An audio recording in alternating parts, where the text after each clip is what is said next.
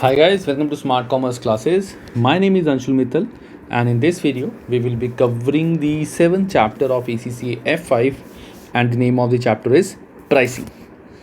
So let's start. So guys, before I start the chapter मैं तुम्हें इस chapter का एक बार ब्रीफ बता देता हूँ. तो जैसे हमने पुराने चैप्टर्स पढ़े थे, इस चैप्टर में हम पढ़ेंगे कि प्राइसिंग इम्पॉर्टेंट क्यों होती है प्रोडक्ट की और हमें प्राइसिंग सेट कैसे करनी है प्रोडक्ट की कि पहले हमें चेक करनी पड़ेगी उसकी टोटल कॉस्ट कितनी है, प्रोडक्ट की कॉस्ट कितनी है, हमारा मोटिव क्या है कि हमें सस्ती चीज़ दे के मार्केट शेयर गेन करना है या महंगी चीज़ दे के स्टेटस सिंबल बनाना है, और मार्केट कैसी है कि कंपटीशन है या नहीं है. तो there are lot of factors that we will be studying in this chapter और इससे हमें पता चलेगा कि प्राइस ऑफ प्रोडक्ट को हम कैसे सेट कर सकते हैं. तो इस चैप्टर के अंदर मैं तुम्हें बताता हूँ, इस चैप्टर के अंदर तुम्हारा जो F1 में चैप्टर नंबर 7 था, इकोनॉमिक फैक्टर बेसिकली, तो वो भी थोड़ा बहुत है इसके अंदर. इसके अंदर F2 का भी काफ़ी पार्ट है, ठीक है. हालांकि मैं ये नहीं बोल रहा कि तुम्हें चैप्टर 7 की वीडियो देखनी है, दैट्स नॉट रिक्वायर्ड बिकॉज इसमें इतना पार्ट नहीं है, वो मैं यहीं पे कवर करा दूंगा. बट जस्ट तुम्हारे को एक चैप्टर का थोड़ा सा ब्रीफ देना था. So let's start this chapter. तो सबसे पहले आता है इंट्रोडक्शन. सो थ्योरी एक बार पढ़ते हैं साथ साथ. तो introduction, pricing is important because it makes a pivotal contribution to profit maximization. You can say it is like a important. It is an important contribution to profit maximization, the overriding aim of most of the business. सारे businesses का सबसे पहला M क्या होता है? पैसे कमाना, profit कमाना. जो भी बंदा बिजनेस स्टार्ट करता है उसका फर्स्ट एम जो होता है वो है प्रॉफिट अर्निंग. सो उसमें प्राइसिंग सबसे इम्पॉर्टेंट रोल प्ले करता है बिकॉज प्राइसिंग से ही हमें प्रॉफिट आता है. Businesses make profits by selling goods and services at a price higher than their cost. Of course तभी प्रॉफिट आता है. तो प्रॉफिट का फॉर्मूला क्या होता है? Profit is equal to selling price minus cost price. Next, the amount that they are able to sell will often be determined by the price charged for the goods and services. कि जिस price पे हमारा product बिक रहा है वही उस product का प्राइस हो जाता है कि इस प्राइस पे प्रोडक्ट बिक रहा है. जैसे शेयर्स का होता है, हालांकि शेयर्स का इस चैप्टर से कोई रिलेशन नहीं है because shares are not a commodity जो सेल होती है. शेयर्स तो बाइंग एंड सेलिंग मार्केट में चलती है, डिमांड सप्लाई लोगों पे चलती है कि मुझे शेयर्स लेने हैं, एक पर्सन सेल कर रहा है, बट उसमें कोई एज सच प्रोडक्ट कंपनी नहीं होती जो शेयर सेल करती है, ठीक है. सो जैसे फॉर एग्जांपल अगर मैं कोई प्रोडक्ट बना रहा हूँ, दिस इज़ प्रोडक्ट ए, और जो प्रोडक्ट ए है पहले वो 100 का बिकता था, लेट्स से $100 का, आज की डेट में वो $70 का बिकता है. दैट मीन्स जो उसका प्राइस हो जाएगा दैट विल बी $70. जिस प्राइस पे वो बिक रहा है दैट विल बी $70. अब different type of market structure जो मैंने तुम्हें बताया था कि इकोनॉमिक से थोड़ा लिंक है, वो ये है. अब मार्केट स्ट्रक्चर पे भी डिपेंड करता है कि हम प्रोडक्ट का प्राइसेस किस तरह से सेट कर सकते हैं. जैसे अगर मैं तुम्हें एक एग्जांपल दूं, तुम्हें पता है कि जो प्रोडक्ट तुम बना रहे हो उसका कोई कंपटीशन नहीं है. जो भी प्रोडक्ट तुम बना रहे हो उसका कोई भी कंपटीशन नहीं है. That means you can sell the product at what ever price you want. क्योंकि जब कोई कंपटीशन ही नहीं है, तुम अकेले वो प्रोडक्ट बना रहे हो, you can charge what ever amount.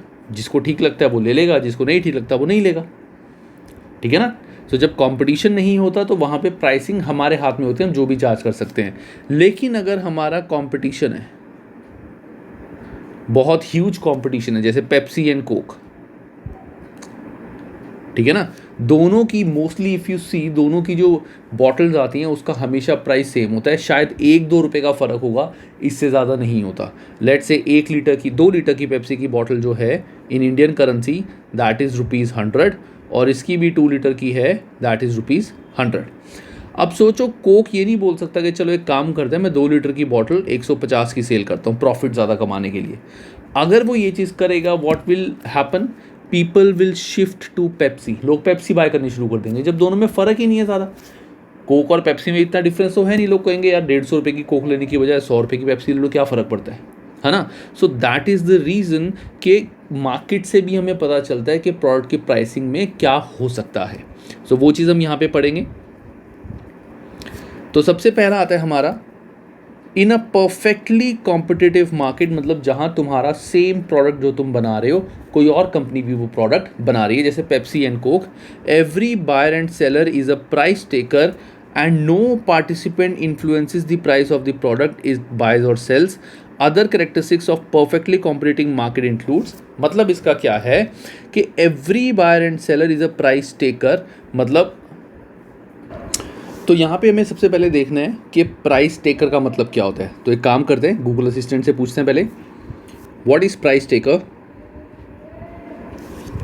Here's a summary from PM Live. Price taker, prices. In economics, market power is the ability of a company to change the market price of goods or services. A firm with market power can raise prices without losing its customers to competitors. सो इससे क्या समझ आया price taker में कि producer और a buyer who has no power to influence the price, मतलब ना तो बायर में पावर है कि वो प्राइस की अपने को बोल सकता है कि हाँ अगर पेप्सी 100 की है मुझे 90 की दे दे, बायर के ऊपर भी, बायर के पास भी कोई पावर नहीं है, एंड सेलर के पास भी कोई पावर नहीं है कि वो बोल सकता है कि प्रोडक्ट मैं 100 का 110 का दूंगा। क्यों? क्योंकि परफेक्ट कंपटीशन है, सेम चीज़ कोई और पर्सन भी बेच रहा है। अब अगर बायर बोलेगा कि मुझे 90 का दो, तो वो क्या बोलेगा, भाई पेप्सी में तेरे को 90 की क्यों दे दूँ, कोक तो 100 की बिक रही है। अगर कोक 100 की लोग ले रहे हैं तो पेप्सी भी बेटा 100 की लेनी पड़ेगी, इसको 90 की नहीं मिलेगी तुम्हें। तो buyer has no power. Seller, अब सेलर ने बोला कि मैं एक काम करता हूँ, मैं पेप्सी, ये है पेप्सी, ये है कोक, मैं पेप्सी को 120 का सेल करता हूँ। सोचा सेलर ने कि मैं महंगा बेच देता हूँ। लोगों ने क्या किया, कोक में शिफ्ट हो गए, बस उसके कस्टमर्स भी लूज़ हो गए, उसका काफ़ी लॉस हो गया। So that's why every buyer and seller is a price taker, जो भी प्राइस प्रिवेलिंग है उनको वो एक्सेप्ट करना पड़ेगा, and no participant influence the price of the product is buys and sell. Other characteristics of perfect competition, perfect competition मतलब Pepsi और Coke ये परफेक्ट कॉम्पिटिशन है, same product is being manufactured by the other company. Zero entry और exit barriers, मतलब कोई भी person उस product को बना सकता है, कोई भी पर्सन सेल कर सकता है, उसमें कोई बैरियर नहीं है। बैरियर का मतलब क्या होता है, जैसे फॉर एग्जांपल गवर्नमेंट ने बोला हुआ है कि इसमें कुछ रिस्ट्रिक्शन नहीं है काम करने में, या बहुत सारी चीज़ें हैं, बट यहाँ पे परफेक्ट कंपटीशन मार्केट में कोई भी बैरियर नहीं होता। जो भी बंदा चाहे, जिसके पास पैसे हैं, रिसोर्सेज हैं, वो ये प्रोडक्ट बना के बेच सकता है। So it is relatively easy to enter and exit as business is perfectly competitive market.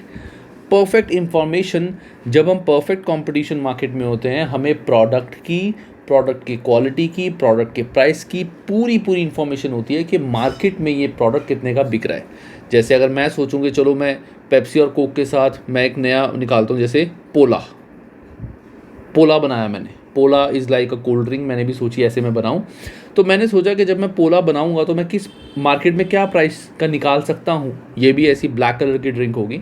तो मैंने देखा मार्केट में ऑलरेडी पेप्सी और कोक 100 की बिक रही है, ठीक है ना। तो मैं चाहूँ तो इसको निकाल सकता हूँ, जैसे मैंने 80 का निकाल दिया या 70 का निकाल दिया कि this is made in India, तो मैंने सस्ती निकाली है, ठीक है। I can do that as well, but मेरे पास परफेक्ट इन्फॉर्मेशन होगी कि मार्केट में दूसरे प्रोडक्ट्स किस रेट के बिक रहे हैं और क्या क्वालिटी है। ऑब्वियसली पी के पता चल जाएगा क्या क्वालिटी है, ठीक है ना। मैं पेप्सी लेके आऊँगा, अपने जो केमिकल लेबॉरेटरी है वहाँ जाके इसकी टेस्टिंग करवा लूँगा कि क्या क्या इसमें चीज़ें डली हुई हैं, ठीक है ना।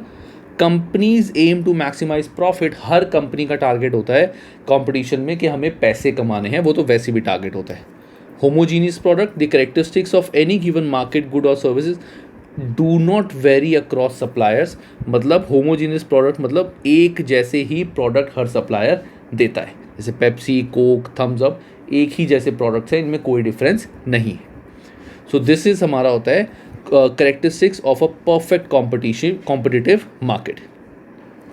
अब इसके बाद आता है इम्परफेक्ट कंपटीशन, जहाँ पे हमारा प्रॉपर परफेक्ट कंपटीशन नहीं होता। जैसे मैं एग्जांपल तुम्हें बताता हूँ, एग्जांपल जैसे T and coffee. So T and coffee, अब एक पर्सन है, अब सोचो कोई एक ही कंपनी है जो टी बनाती है और एक कंपनी है जो कॉफ़ी बनाती है। ऐसा नहीं है 10-10 कंपनियां जो टी बना रही हैं अलग अलग लेवल पे, ऐसा नहीं है। एक ही कंपनी है जो चाय बना रही है, एक ही कंपनी है जो कॉफ़ी बना रही है। सो इन दिस केस अगर मैं बोलूँ they are not in a perfect competition, reason जिसको चाय पीनी है वो चाय ही पिएगा, वो कॉफ़ी नहीं पिएगा, और जिसको कॉफ़ी पीनी है वो कॉफ़ी ही पिएगा, वो चाय नहीं पिएगा। Although they are like substitutes, कि ये सब्स्टिट्यूट्स है। कोई पर्सन ऐसा हो सकता है कि वो इंटरचेंज कर सकता है कि यार कॉफ़ी महंगी है टी पी लो, जैसे मेरे को कॉफ़ी मुझे कॉफ़ी पसंद है बट कॉफ़ी काफ़ी महंगी होती है इसलिए मैं चाय पीता हूँ, तो जस्ट लाइक द केस, ठीक है। But this is not a perfect competition कि बिल्कुल एग्जैक्टली सेम चीज़ दूसरा पर्सन सेल कर रहा है। सो हालांकि ये चीज़ें सबने पढ़ी हुई हैं, ये सारी चीज़ें हमने उस चैप्टर में इकोनॉमिक्स में पढ़ी हुई हैं। So imperfect competition refers to the market structure that does not meet the condition of perfect competition. सबसे पहला होता है मोनोपली। मोनोपली मतलब तुम ऐसी चीज़ बना रहे हो, ना तो कोई सेम चीज़ बना रहा है वैसी, ना कोई उसका सब्स्टिट्यूट बना रहा है। जो चीज़ तुम बना रहे हो ना उसका कोई सेम वैसी कोई चीज़ बना रहा है, ना कोई सब्स्टिट्यूट बना रहा है, मतलब तुम अकेले ही पर्सन हो जो वो चीज़ बना रहे हो और उसको कोई कॉपी नहीं कर सकता। That is monopoly. So monopoly in which there is only one seller of a good. Good अच्छा नहीं, गुड डज नॉट मीन अच्छा, good means product. The seller dominates many buyers and can use its market power to set a profit maximizing price. Microsoft is usually considered as monopoly. अब Microsoft monopoly क्यों है? क्योंकि जितने भी laptops आते हैं या तो हमारा चलता है एप्पल का सिस्टम। एप्पल में कौन सा होता है? आई थिंक लिनक्स होता है ना, एप्पल में आई थिंक लिनक्स होता है, मुझे नहीं याद एग्जैक्टली। अच्छा, मैंने अभी गूगल असिस्टेंट से पूछा कि एप्पल में कौन सा यूज़ हो रहा है, तो उसने बोला कि Mac OS is the latest version that is being used by Apple. So Apple की जितने भी लैपटॉप्स हैं उनमें मैक OS यूज़ होता है, लेकिन जितने भी हमारे विंडोज़ के लैपटॉप होते हैं, जैसे हमारे जितने भी लिनोवो, HP, ये जितने भी लैपटॉप्स हैं सभी में विंडोज़ यूज़ होती है। माइक्रोसॉफ्ट विंडोज़ 10 सभी में वो यूज़ होती है। सो दैट मीन्स अगर कोई लैपटॉप आता भी है मार्केट में नया, तो उसको माइक्रोसॉफ्ट से ही विंडोज़ लेनी पड़ेंगी, क्योंकि इसका कोई कंपटीशन आया ही नहीं है अभी तक। कोई भी ऐसा कोई नया ऑपरेटिंग सिस्टम किसी कंपनी ने बनाया नहीं है। Microsoft dominates it's as a monopoly. वो जो मर्जी प्राइस चार्ज करना चाहे वो कर सकता है, बट स्टिल ऑब्वियसली उनको भी बिजनेस में रहना है, उनको भी अच्छा करना है, तो वो इतने ज़्यादा हाई प्राइसेस नहीं चार्ज करते।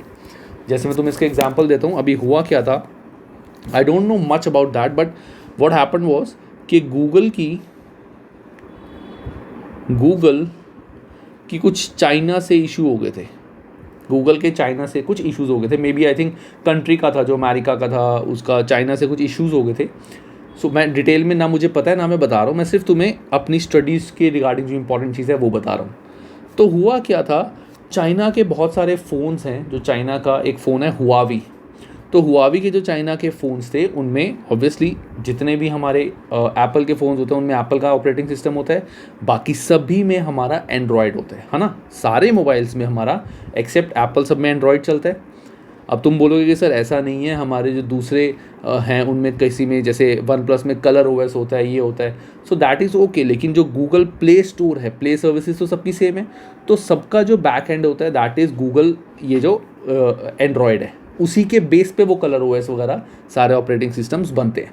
सो जब इश्यूज़ आ गए तो चाइना ने बोला कि हम चाइना मेड जो कंपनीज़ हैं, मोबाइल कंपनीज़, उनको अपना ऑपरेटिंग सिस्टम एंड्रॉयड नहीं देंगे। तो चाइना ने एक बहुत अच्छा फ़ोन निकाला था, हुआवी का मेट कुछ करके, काफ़ी अच्छा फ़ोन था, लेकिन वो फ़ोन मार्केट में नहीं चल पाया बिकॉज चाइना ने क्या किया, उसमें अपना ऑपरेटिंग सिस्टम डाला। चाइना में ऐसा तो नहीं है कि ऑपरेटिंग सिस्टम बना नहीं सकते, चाइना ने अपना ऑपरेटिंग सिस्टम बनाया, बट वो जो ऑपरेटिंग सिस्टम बनाया वो काफ़ी हद तक कॉपीड था और ठीक से चल भी नहीं रहा था, और उसमें काफ़ी इश्यूज़ भी थे, क्योंकि सिक्योरिटी इश्यूज़ भी बहुत सारे होते हैं जो हमने पिछले चैप्टर्स में पढ़े थे। तो वो नहीं चल पाया, तो वो फ़ोन इतना नहीं बिका। सो मोनोपली का सिंपल मतलब कि जब एक कंपनी जो चीज़ बना रही है, कोई भी और कंपनी वो चीज़ आज की डेट में नहीं बना रही, दैट इज़ मोनोपली। नेक्स्ट आता है ओलिगोपॉली। अब ओलिगोपॉली क्या होता है, Oligopoly in which a few company dominates the market and are interdependent example इसका देखते हैं. Firms must take into account likely reactions of their rivals to any change in the price, output or form of non-price competition. For example, in the UK, 4 companies, Tesco, Asda, Sainsbury and Morrison, share 74% of the grocery market. सो इसका मतलब क्या है oligopoly का, कि जहाँ पे perfect competition नहीं है, कि बहुत सारे बायर्स और सेलर्स हैं, बहुत सारे सेलर्स हैं सॉरी, जहाँ पे सिर्फ 2 या 3 ही बिग प्लेयर्स होते हैं, इसके अलावा और कोई बिग प्लेयर होता ही नहीं है. जैसे इंडिया में, मैं तुम्हें इसका एग्जांपल देता हूँ. इंडिया में देयर वाज अ टाइम जब काफ़ी सारे मोबाइल ऑपरेटर्स थे, ठीक है, जो हमें नेटवर्क सर्विसेज देते थे. आज की डेट में जो टेलीकॉम है दैट इज़, एक है इंडिया में जियो, एक है एयरटेल, एक है वोडाफोन. इसके अलावा इंडिया में और कोई है ही नहीं. हालांकि there is no entry exit barrier, लेकिन इसके अलावा और कोई है ही नहीं, क्योंकि दीज आर बिग प्लेयर्स. इसमें भी वोडाफोन का अब काफ़ी कम हो चुके हैं. अब मेन जो प्लेयर्स रह गए वो है जियो एंड एयरटेल, जो मोबाइल टेलीकॉम सर्विसेज देते हैं, इंटरनेट सर्विसेज नहीं, mobile telecom service. So that is oligopoly, जहाँ बहुत कम लिमिटेड कंपनीज होती हैं जो पूरी मार्केट को डोमिनेट करती हैं, पूरी मार्केट को. कोई नया बंदा भी अगर यहाँ आना चाहे वो आ सकता है, लेकिन उसका फ़ायदा नहीं होगा, क्योंकि पूरी मार्केट इन्होंने कैप्चर की हुई है. लोग उनके पास जाएंगे ही नहीं. ये बहुत सारी फैसिलिटीज़ ऑलरेडी अच्छे रेट्स पे दे रहे हैं. नेक्स्ट आता है मोनोपोलिस्टिक कंपटीशन. अब मोनोपोलिस्टिक कंपटीशन क्या होता है? जैसा मैंने तुम्हें एग्जांपल दिया था टी एंड कॉफ़ी का, that was a monopolistic competition. So monopolistic competition in which products are similar but not identical. Similar मतलब जैसे टी और कॉफ़ी सिमिलर हैं, दोनों पी सकते हैं, लेकिन आइडेंटिकल नहीं है. टी के अपने इंग्रेडिएंट्स हैं, different than coffee, completely different than coffee. दोनों के अपने यूज़ हैं, ठीक है. Coffee is like chocolatey and tea obviously is different. So that's the case. Tea में कैफीन होती है, कॉफ़ी में आई थिंक नहीं होती.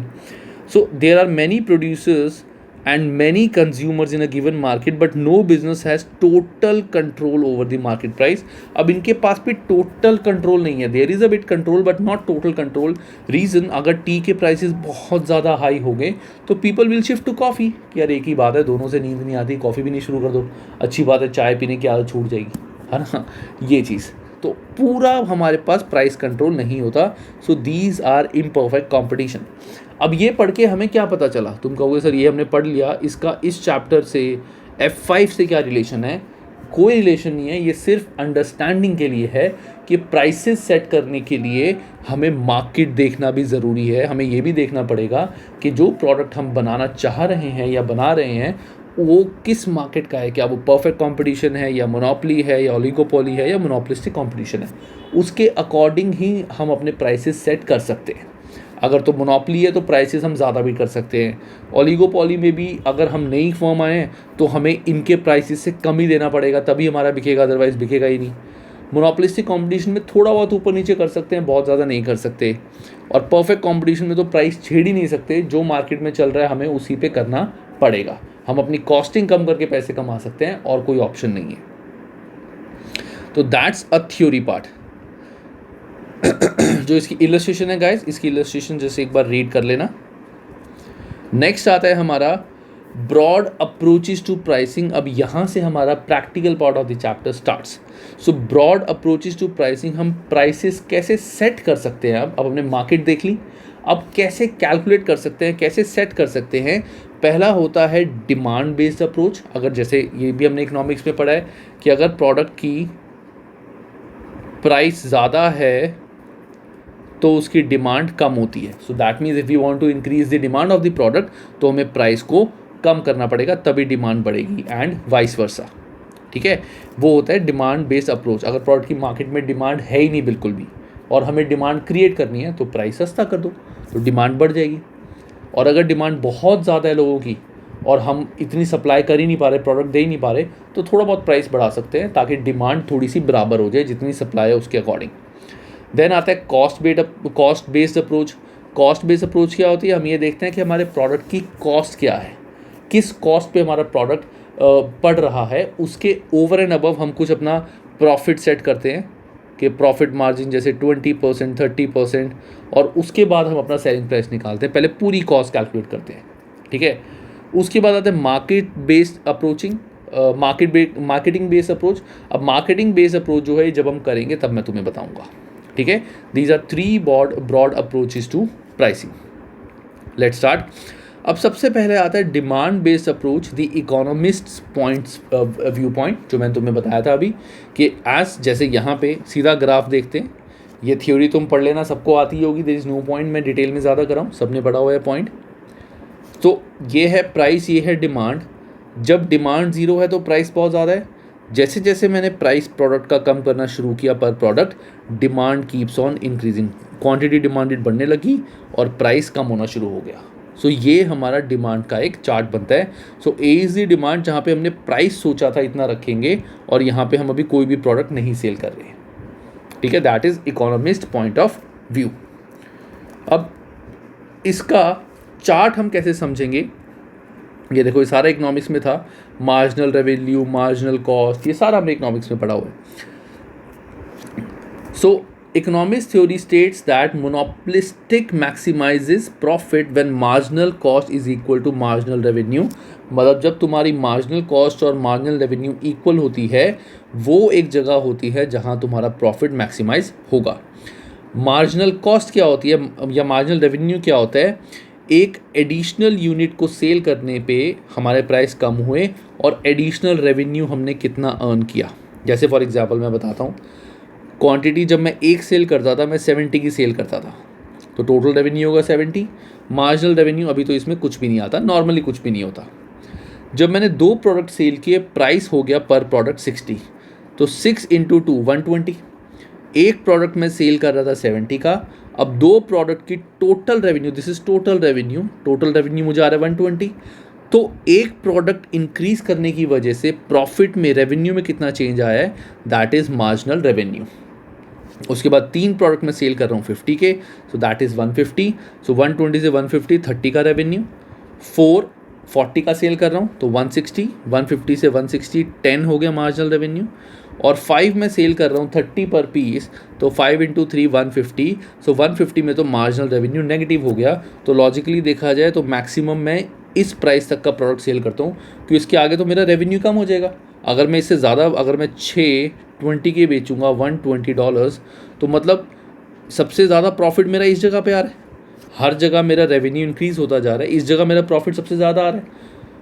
This is not profit, this is marginal revenue, कि एक प्रोडक्ट एडिशनल सेल करने की वजह से इतना मेरा रेवेन्यू बढ़ रहा है, ये बढ़ गया, ये बढ़ गया, ये बढ़ गया। तो this is the maximum revenue that I am earning. इससे ज़्यादा अगर मैं सेल करूँगा, ज़्यादा प्राइस कम करके, तो मेरे प्रॉफिट कम हो जाएंगे, ठीक है। सिंपल था, कुछ खास नहीं है। अब इसका इन्होंने ग्राफ बनाया है। ये ग्राफ मैं तुम्हें बाद में बताऊंगा कैसे बनाया, not required for you to understand the graph. So marginal revenue का ग्राफ हमेशा ऐसे जाता है, this is the graph of marginal revenue, ठीक है। कि सबसे पहले मार्जिनल रेवेन्यू ज़्यादा होती है, धीरे धीरे कम होती रहती है और बाद में आके वो नेगेटिव हो जाती है, जैसे हमने पढ़ा था -10। और उसके बाद आती है हमारी मार्जिनल कॉस्ट। मार्जिनल कॉस्ट पहले ऐसे चलती है and then it keeps on increasing. तो ये मार्जिनल कॉस्ट कैसे मैं बता रहा हूँ, ये पॉइंट जो है, इस पॉइंट को you can just leave for the time being. Table से ही हम इसको समझेंगे और तुम्हें अच्छे से समझ आ जाएगा। अभी के लिए तुम इसको स्किप कर सकते हो ग्राफ को, ठीक है। Procedure for establishing an optimum price of the product. अगर हमें ऑप्टिमम प्राइस चाहिए प्रोडक्ट का, तो उसके लिए हम क्या स्टेटमेंट यूज़ कर सकते हैं। ये बहुत ही कॉमन स्टेटमेंट है, बहुत जगह हमने पढ़ी हुई है, that is P = A - BQ। जैसे अभी तक हमने देखा था, एक जगह देखा था ना, Y = A + BX, है ना। उसी तरह से हमारी इक्वेशन बन गई P = A - BQ। अब A - BQ में सबसे पहले A क्या होता है, A होता है that is the maximum price we can charge. Maximum price of the product that we can charge, कि हमें पता है कि इस प्राइस को बेचने के बाद डिमांड ज़ीरो हो जाएगी, नेगेटिव नहीं, डिमांड ज़ीरो हो जाएगी, कि इस प्राइस को, ये जो प्राइस हम रखेंगे, इस प्राइस पे कोई भी बंदा प्रोडक्ट नहीं लेने वाला। अब तुम बोलोगे कि सर प्राइस तो कुछ भी सेट कर लो वैसे, लेकिन ऐसा नहीं होता। जैसे ऊपर वाला चार्ट हमारा है जो हमने यहाँ देखा था, जैसे 620, उसके बाद 10, तो जैसे मैं एक प्रोडक्ट बिक रहा है 70 का, तो 0 प्रोडक्ट हो जाएगा 80 का, कि अगर मैं $80 प्राइस रखूँगा तो कोई भी मेरा प्रोडक्ट नहीं लेगा। Like that maximum price which I can set, maximum theoretical price. अब थोरेटिकल प्राइस मतलब कोई लिमिटेड प्राइस होना चाहिए, कोई जस्टिफाइड प्राइस होना चाहिए, ऐसे नहीं है कुछ भी लिख दिया। At which demand will fall to 0। B is the gradient of the line, here the amount of the price has to change depend upon changing of demand by 1 unit. कि अगर एक प्राइस हमारा चेंज होता है, अब इसका भी formula है वो हम करेंगे आगे, प्राइस अगर हमारा चेंज होता है तो डिमांड बेसिकली प्राइस के चेंज होने से एक यूनिट में डिमांड में क्या फ़र्क पड़ता है। अगर हम एक यूनिट का डिमांड बढ़ाना चाहते हैं तो हमें प्राइस में क्या चेंजेस करने पड़ेंगे। So that is B which is gradient, और ये है टोटल क्वांटिटी। ठीक है, so that is Q is quantity demanded, कि प्रोडक्ट की क्या क्वांटिटी डिमांडेड है, उससे हमें पता चल जाएगा कि what price should be set. Practical जब करेंगे इसका तो तुम्हें ज़्यादा अच्छे से समझ आ जाएगा। इसका वैसे जो फॉर्मूला होता है वो हम अभी आगे पढ़ेंगे। सो बेसिकली इसका फॉर्मूला क्या होता है, ग्रेडियंट का जैसे n+1 माइनस n, ये मैंने बनाया हुआ formula, upon p+1 minus p, कि एक एडिशनल प्रोडक्ट के लिए क्या एडिशनल प्राइस हमारा है। ओ सॉरी, चेंजेस इन प्राइस, पहला प्राइस होता है, प्राइस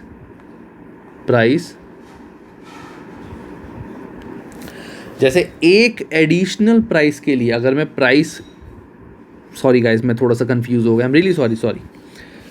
अगर मैं एक क्वांटिटी बढ़ा रहा हूं तो उसके लिए प्राइस में क्या चेंज आ रहा है। एक एडिशनल क्वांटिटी अगर मैं बढ़ा रहा हूं तो उसके मुझे प्राइस में क्या चेंज करना पड़ रहा है, वो होता है हमारा बी, दैट इज ग्रेडियंट। ठीक है, और ये देखा जाए तो ये हमेशा तुम सोचोगे कि सर ये तो फिर नेगेटिव में आएगा, क्योंकि अगर हम क्वांटिटी बढ़ा रहे हैं तो हमें प्राइस कम करना पड़ेगा। येस, ये जो भी आंसर आएगा ये मोस्टली नेगेटिव में आएगा, तभी ये वैल्यू माइनस है। ये माइनस मतलब दिस इज़ माइनस। बच्चे यहाँ कंफ्यूज हो जाते हैं, बी आता है माइनस में तो वो माइनस माइनस प्लस कर देते हैं। नॉट लाइक दैट, जो ग्रेडियंट है वो माइनस में आता है और वो माइनस ही ये चीज़ है। ठीक है, माइनस ही ये माइनस है, तो this is total minus. So additional price में क्या इफेक्ट आएगा अगर हमने एडिशनल क्वांटिटी सेल करना है। So since as the price of the product increases, the quantity demand will decrease and demand increases when price drops, ये हमने पढ़ लिया था। So the elasticity B has a negative value but it usually ignore the minus sign। जैसे मैंने बताया था, हम नॉर्मली B में इस माइनस साइन को इग्नोर करते हैं, तो बेसिकली एक ही माइनस आता है, माइनस माइनस प्लस कभी नहीं होता। अब जैसे ये बताया हुआ प्राइस, ये है क्वांटिटी डिमांडेड, ये आ गया तुम्हारा क्या कहते हैं लाइन ग्राफ की, जिसकी इक्वेशन है P = A - B, किस प्राइस पे सेल करना है, और ये आ गया ग्रेडियंट ऑफ लाइन के change in price divide by change in quantity, change in additional price divide by change in additional quantity, ये आ जाएगा gradient. B will always be negative because of inverse relation. ठीक है, अब आता है double the gradient to find out marginal revenue. इन्होंने formula बताया हुआ है, ये फॉर्मूला हमें लर्न करना पड़ेगा कि अगर हम ग्रेडियंट का, अगर हमें मार्जिनल रेवेन्यू निकालना है तो ग्रेडियंट वाला जो हमारा फॉर्मूला है उसको डबल कर देंगे, MR = A - 2BQ। इससे हमें पता चल जाएगा हमारा मार्जिनल रेवेन्यू। हम चाहे तो मार्जिनल रेवेन्यू वैसे ऐसे भी निकाल सकते हैं, तो इसकी ज़रूरत नहीं, हम डायरेक्टली ऐसे भी मार्जिनल रेवेन्यू निकाल सकते हैं, कोई इशू नहीं है। उसके बाद इस्टेब्लिश द मार्जिनल कॉस्ट, हमें मार्जिनल कॉस्ट निकालनी पड़ेगी of course. To maximise profit equate MC = MR, जहाँ पे मार्जिनल कॉस्ट और मार्जिनल रेवेन्यू सेम आ रहा है वो हमारा होगा मैक्सिमाइज प्रॉफिट। अब एक काम करते हैं, सीधा इसका एक क्वेश्चन करते हैं।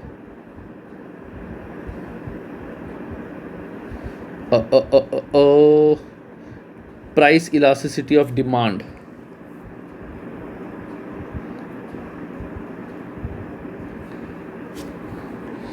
तो अब एक काम करते हैं, पहले हम एक क्वेश्चन करते हैं। ठीक है, अभी प्राइस इलास्टिसिटी ऑफ डिमांड वैसे सबको आता ही होगा। Sorry guys, I got a call in between, again from subscriber. तो मैंने सबको बोला हुआ कि पहले मैसेज करा करो, बट ठीक है कोई बात नहीं। चलो सो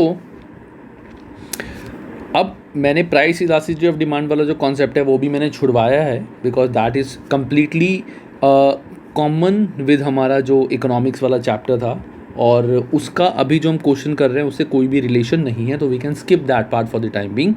तुम चाहो तो वो पढ़ लेना, तुम्हें आता होगा, वैसे मैं करा दूंगा बाद में, अभी नहीं, ठीक है। तो अब क्वेश्चन हमारा है, find the linear relationship between price and quantity demanded in relation to the following sales and demand data. Selling price इतना और हम टोटल सेल्स करते हैं इतने यूनिट्स, मतलब इतने यूनिट सेल करते हैं इस प्राइस पे, इतने यूनिट सेल करते हैं इस प्राइस पे। Using the price equation in A and assuming the variable cost per unit is 90, calculate optimum price and output and calculate maximum contribution। चलो अब इस क्वेश्चन में सबसे पहले हमारी इक्वेशन क्या होती है, P is equal to A minus B Q, ये हमारी इक्वेशन थी, ये मैंने यहाँ से देख ली और मेरे को पता भी थी। तो सबसे पहले विल कैलकुलेट B।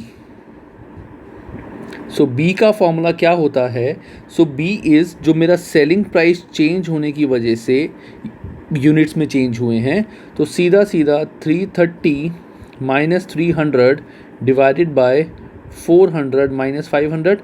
मुझे माइनस साइन का कुछ भी नहीं करना है यहाँ पे, मैं सीधा इसका सिंपल आंसर निकालूंगा। सो 30 डिवाइड बाय 100 दैट मीन 0.3। मुझे माइनस साइन यहाँ इग्नोर करना है, माइनस आ रहा है डजेंट मैटर, मुझे इग्नोर करना है, ठीक है। तो ये बी आ जाएगा। अब मेरी इक्वेशन क्या बन गई, price is equal to A minus 0.3 Q, ये मेरी इक्वेशन बन गई। अब देखो, अब अगर ही मेरी इक्वेशन बनी है दैट मीन्स ये दोनों के लिए फॉलो करती है ना, यहाँ पे भी इक्वेशन फॉलो करेगी, यहाँ पे भी इक्वेशन फॉलो करेगी, तभी तो बनी है ना। सो इस जगह पे अगर मैं ये इक्वेशन डालूँ, इस जगह पे अगर मैं इक्वेशन डालूँ, सो प्राइस है मेरा 300, सो 300 इज इक्वल टू ए मुझे नहीं पता मैक्सिमम प्राइस माइनस 0.3 इंटू उस टाइम पे क्वांटिटी कितनी थी 500, प्राइस जब मेरा था 300, ए मुझे नहीं पता और क्वांटिटी थी टोटल 500, तो यहाँ से मेरा आंसर आ जाएगा ए का, मुझे मैक्सिमम प्राइस मिल जाएगा। सिंपल मैथ्स फॉलो करनी है गाइस। तो यहाँ पे 300 is equal to A minus 500 into 0.3 that is 150। So 150 यहाँ प्लस हो जाएगा, so A is equal to 300 plus 150, so A मेरा आ गया 450। So what is my equation, P is equal to 450 minus 0.3 Q। ये मेरी बन गई अपनी फाइनल इक्वेशन। तो जब भी मेरे को प्राइस चेक करना है उस क्वांटिटी का, नंबर ऑफ क्वांटिटी, जैसे मुझे 300 का निकालना है तो इंटू 300 कर दूंगा, तो वहाँ मुझे प्राइस पर यूनिट मिल जाएगा, ठीक है। और अगर मुझे प्राइस लेट्स से 360 करना है तो वहाँ से मुझे क्वांटिटी पता चल जाएगी कि कितने क्वांटिटी मुझे बिकेंगे, इन इक्वेशन से, इन लॉजिक से, ठीक है। इसके बाद अब ये पॉइंट हमारा हो चुका है, हमें इसमें क्या निकालना है, variable cost per unit is this, calculate optimum price and output. तो ऑप्टिमम प्राइस के लिए पहले हमें एमआर निकालना पड़ेगा। मार्जिनल रेवेन्यू का मैं तुम्हें फॉर्मूला बताया था, 450 माइनस 0.3 इंटू 2 इंटू क्यू, मैंने बताया था ये चीज़ इंटू 2 हो जाती है। So that means marginal revenue की मेरी इक्वेशन होगी 450 माइनस 0.6 क्यू, ये होगी मेरी मार्जिनल रेवेन्यू की इक्वेशन, ठीक है। अब हमने एक चीज़ पढ़ी थी कि अगर जो हमें प्रॉफिट मैक्सिमाइजेशन वाला पॉइंट चाहिए वो कहाँ पे आता है, जहाँ पे marginal cost is equal to marginal revenue. अब मार्जिनल कॉस्ट हमें नहीं पता, मार्जिनल रेवेन्यू हमारे को इक्वेशन पता चल गई, लेकिन एक बात, हमें वेरिएबल कॉस्ट पर यूनिट पता है कितनी है। तो अब कोई कॉस्ट हमें नहीं पता, हालांकि marginal cost is additional cost, तो additional cost is also like a variable cost, कि अगर मैं एक प्रोडक्ट बना रहा हूँ फिर मैंने दूसरा प्रोडक्ट बनाया, तो ये अगर 100 का है और इसमें कोई भी फिक्स कॉस्ट नहीं है तो ये कितने का होगा, 200 का, क्योंकि कॉस्ट अगर एक की 100 है तो दो की 200 होगी, तो एडिशनल कितना हो गया 100। दैट मीन्स वेरिएबल कॉस्ट, अगर कोई फिक्स कॉस्ट नहीं है तो वेरिएबल कॉस्ट जो भी मेरी प्रोडक्ट की है that becomes the marginal cost. एक एडिशनल यूनिट बनाने की वजह से जो भी प्रोडक्ट के कॉस्ट में चेंजेस आता है दैट इज़ मार्जिनल कॉस्ट। और ऑफ कोर्स मैं ये मान के चल रहा हूँ कि मेरा कोई बल्क डिस्काउंट नहीं है, कुछ नहीं है। अगर मैं एक प्रोडक्ट लेता हूँ तो मुझे 100 रुपये का पड़ता है, तो अगर मैं 1000 लूँगा तो 100 इंटू 1000 1 लाख के पड़ेंगे। तो दैट मीन्स एक एडिशनल यूनिट बनाने के बाद जो मेरी वैल्यू में चेंज आया है that will be my variable cost. So that means marginal cost एक तरह से मेरी वेरिएबल कॉस्ट ही होगी। तो दैट मीन्स वेरिएबल कॉस्ट मुझे पता है 90। So if M C is equal to M R, M C is 90 तो एम आर भी 90 हो जाएगा।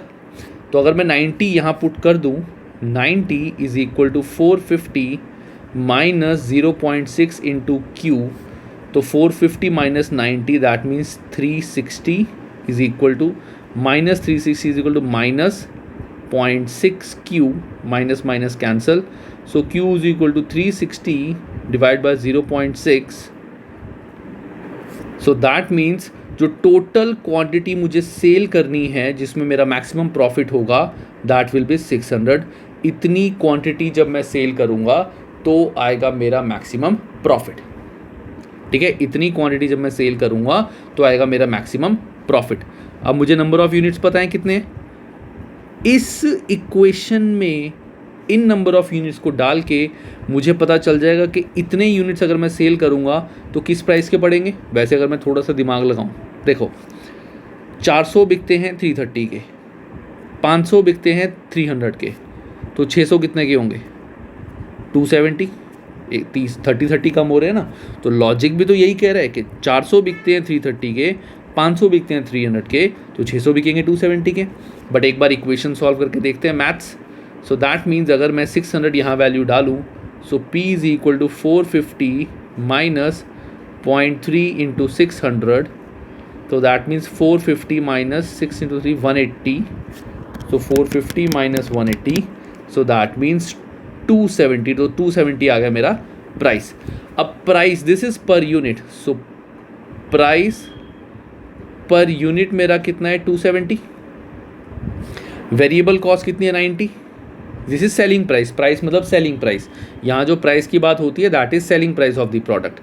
सो वेरिएबल कॉस्ट मेरा कितना है 90। सो दैट मीन्स कंट्रीब्यूशन कितना हो जाएगा 270 माइनस 90 इज 180। 180 मेरा आ गया contribution. So maximum contribution will be, हमने पढ़ा था कंट्रीब्यूशन पर यूनिट है 180 और टोटल जहाँ पे हमारा सबसे ज़्यादा कंट्रीब्यूशन होगा दैट विल बी जब हम 600 प्रोडक्ट सेल करेंगे तो 180 इंटू 600।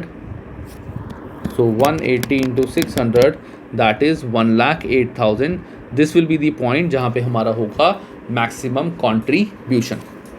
और अगर क्वेश्चन में फिक्स कॉस्ट भी हमें गिवन होती और हमें प्रॉफिट निकालना होता तो यहाँ से हम माइनस कर देते अपनी फिक्स कॉस्ट और हमारा आ जाता profit.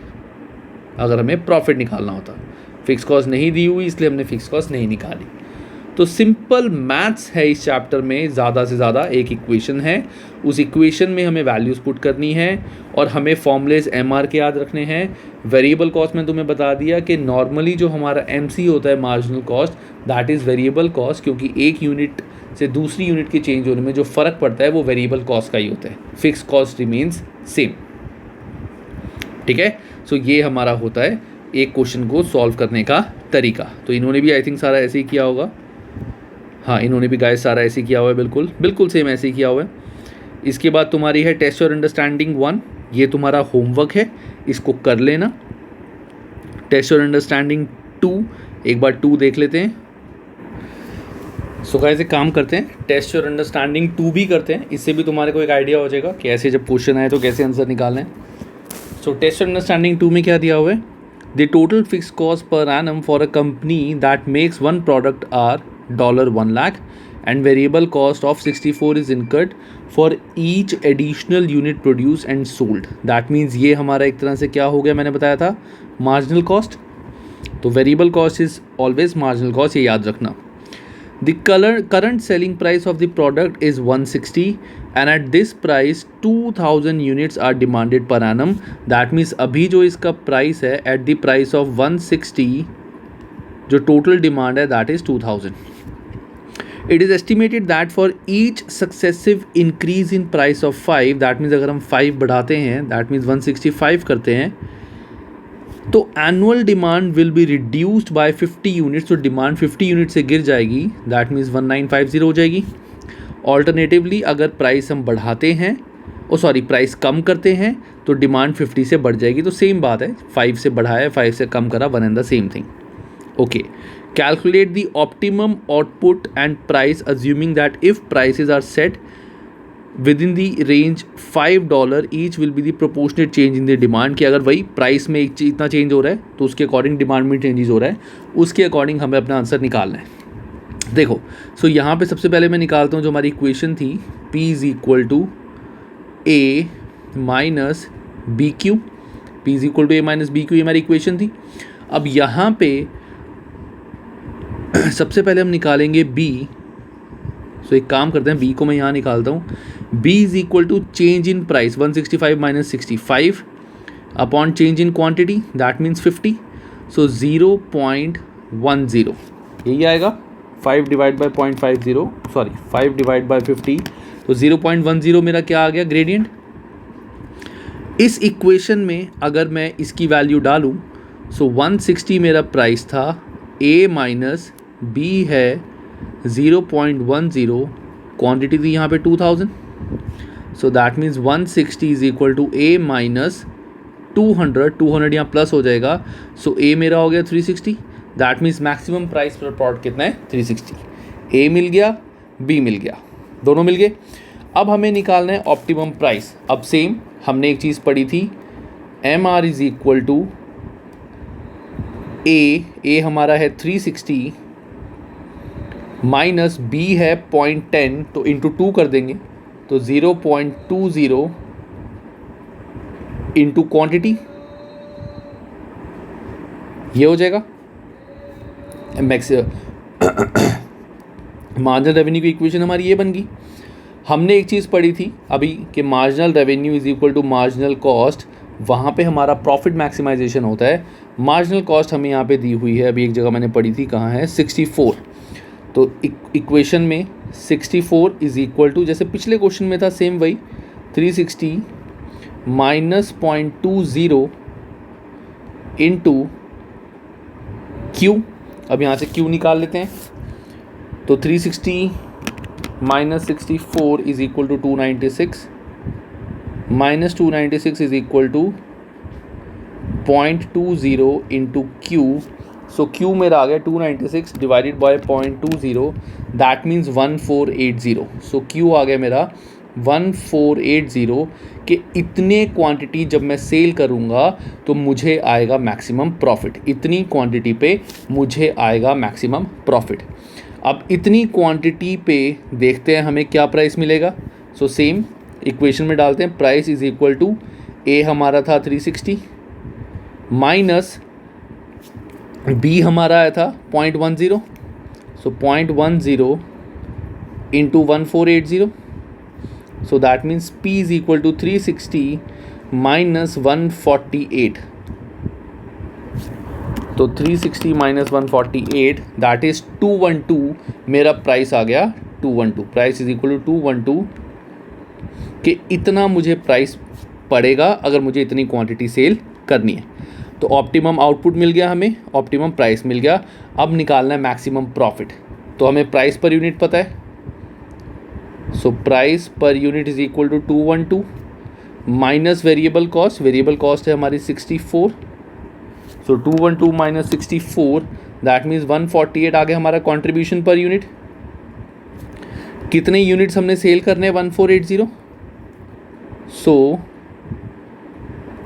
Total contribution is equal to 148 into 1480, so 148 into 1480, तो टोटल कंट्रीब्यूशन मेरा आ रहा है 219040, ये आ रहा है total contribution, minus fix cost मेरी कितनी थी, फिक्स कॉस्ट वाज 1 लाख मेरी थी फिक्स कॉस्ट, तो मेरा जो मैक्सिमम प्रॉफिट आ रहा है, सो दैट विल बी 119040, ये आ गया मेरा मैक्सिमम प्रॉफिट। सिंपल, जो चीज़ हमने ऊपर पढ़ी थी उसी चीज़ की कॉपी है ये, कुछ भी अलग नहीं है, बिल्कुल वही चीज़ है। ठीक है, तो एक दो बार ये कर लेना। इसका जो टेस्ट और अंडरस्टैंडिंग है ये बिल्कुल सेम है जैसा हमने ऊपर करा है, इसको तुम कर लेना। अब करते हैं आज की वीडियो का last part, that is the tabular approach. अब अभी जो हमने करी थी दैट वाज इक्वेशन अप्रोच, जो हमने अभी पढ़ी थी दैट वाज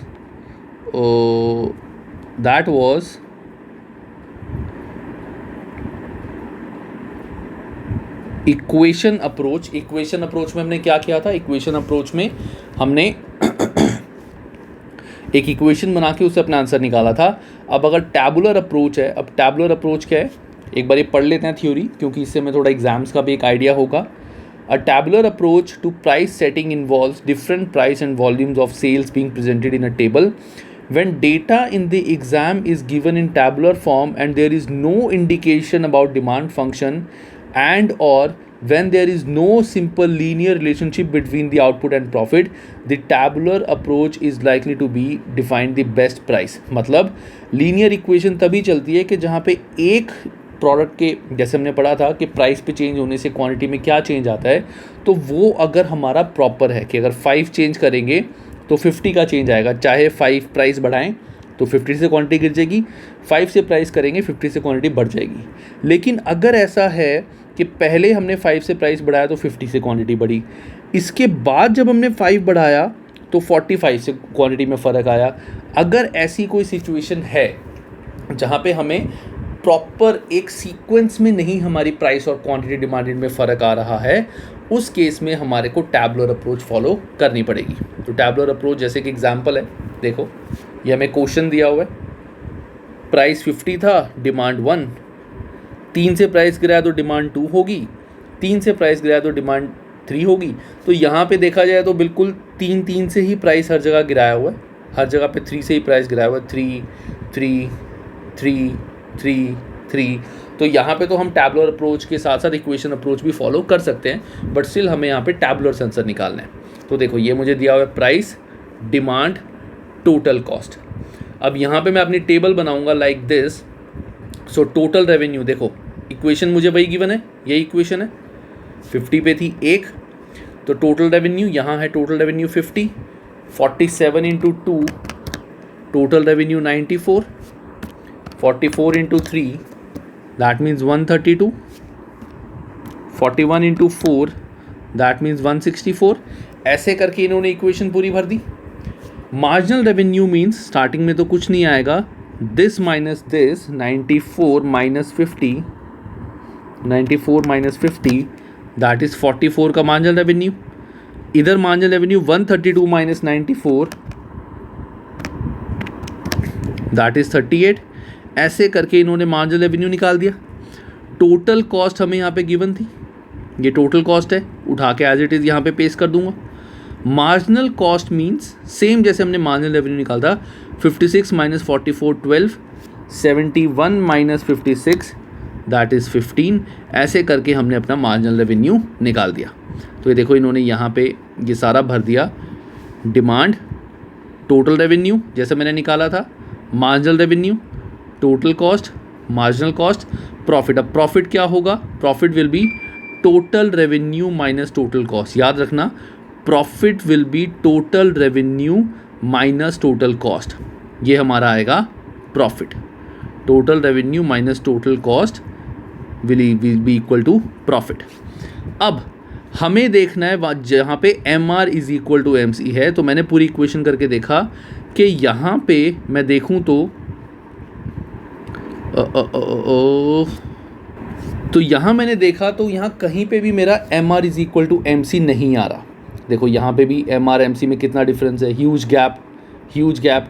यहाँ पे गैप सबसे कम है, यहाँ एम आर है 14, एम सी है 12, दैट मीन्स यहाँ पे 2 का डिफरेंस है, यहाँ फिर 5 का डिफरेंस हो गया, यहाँ 8 का डिफरेंस हो गया। सो यहाँ डिफरेंस बहुत ज़्यादा है। एक सेकेंड गाइस, यहाँ डिफरेंस बहुत ही यहाँ पे भी ज़्यादा है, यहाँ सबसे कम है। तो यहाँ पे मैं कह सकता हूँ my profit will be maximize, क्योंकि मुझे एग्जैक्ट पॉइंट नहीं पता, और जब मैं लॉजिक लगाऊंगा तो यहाँ देखो प्रॉफिट मेरा सबसे ज़्यादा आ रहा है। सो जहाँ पे M R is equal to M C, अगर क्वेश्चन में टैबुलर फॉर्म में इक्वल टू नहीं आ रहा तो यहाँ पे हम ऐसे देख सकते हैं कि कहाँ पे सबसे क्लोज है। अब तुम पूछोगे कि सर ये इक्वल कब होगा, तो इक्वल करने के लिए हमें इक्वेशन पता ही है, तो क्वांटिटी पता है, डिमांड पता है, यहाँ से पी निकाल के कर कुर के सीधा देख लो कि M R is equal to M C कहाँ आएगा, यू कैन डू दैट।